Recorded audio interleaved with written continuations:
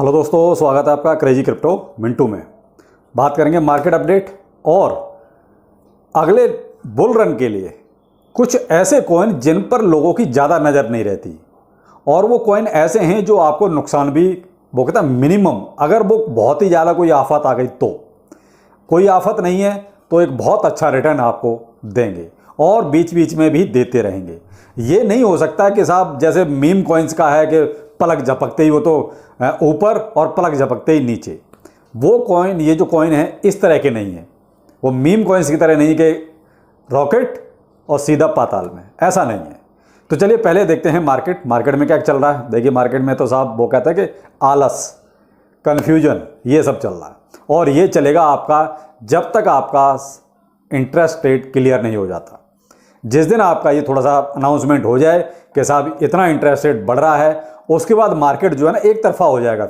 फिर ये जो कन्फ्यूजन है ना, ये नहीं रहेगा।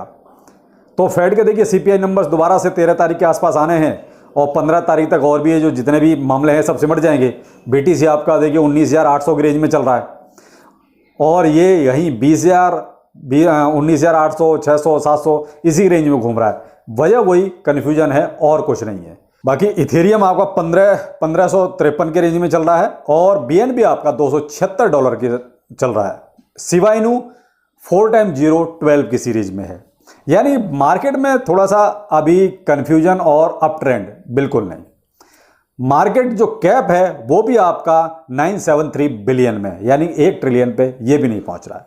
तो देखो साहब, जब तक पैसा नहीं आएगा तब तक मार्केट ऊपर जाएगा नहीं। तो मार्केट में पैसा आना चाहिए, तभी मार्केट में कुछ थोड़ी सी हरियाली नजर आएगी। लेकिन वो 15 तारीख तक तो आप बिल्कुल भूल जाओ कि ऐसा कुछ होगा।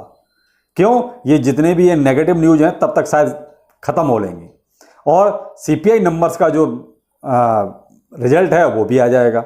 दूसरा, इंटरेस्ट रेट का भी इनका जो भी होना होगा वो हो जाएगा।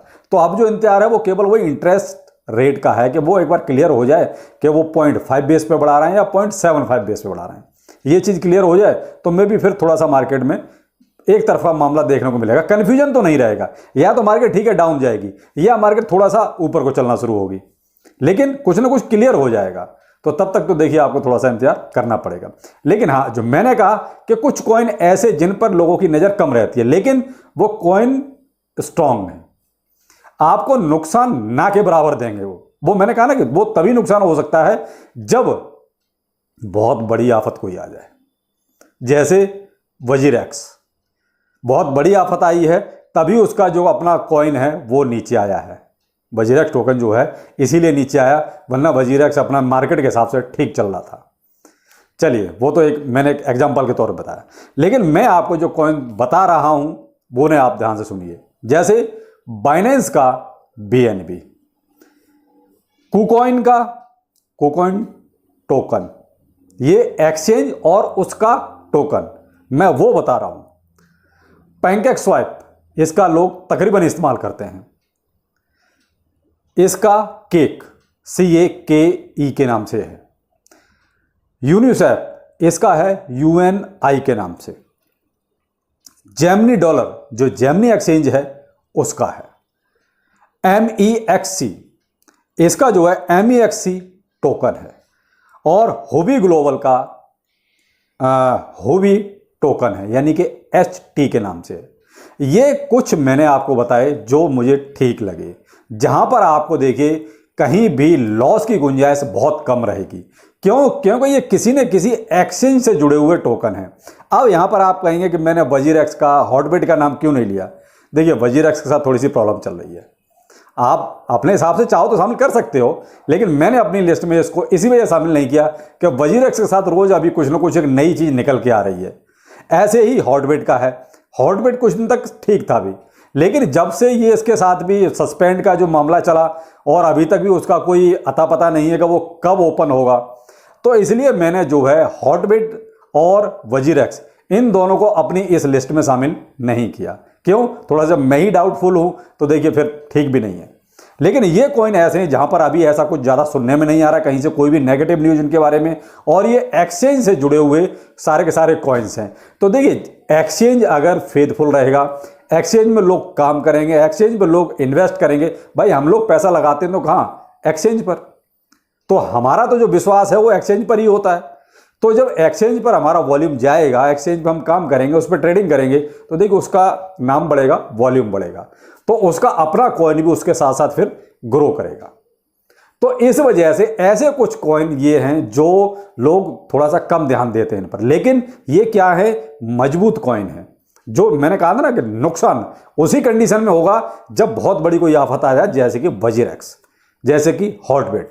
ये क्या है कि इनके ऊपर तो कहते हैं छानबीन इतनी ज़्यादा हो रही है कि उनको अपने आप को संभालना ही भारी पड़ रहा है, तो फिर टोकन के बारे में सोचेगा कौन। बात है सिर्फ इतनी सी।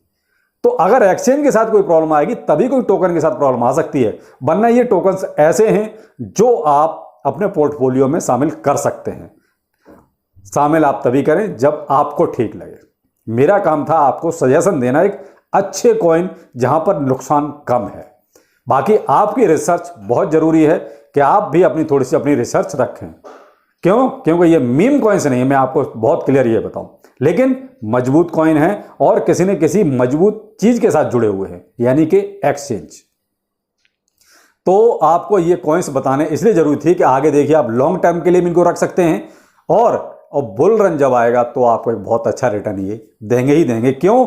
बुल रन के टाइम पर एक्सचेंजों में पैसा फिर अनाप शनाप आता है, बहुत ज्यादा वॉल्यूम आता है, और वॉल्यूम आएगा तो देखिए कहीं ना कहीं इन एक्सचेंज टोकन्स का जो ग्राफ भी ऊपर जाएगा, और जब ऊपर जाएगा तो फिर आपका ग्राफ भी ऊपर जाएगा। तो मेरा कहने का सिर्फ ये पर्पस था।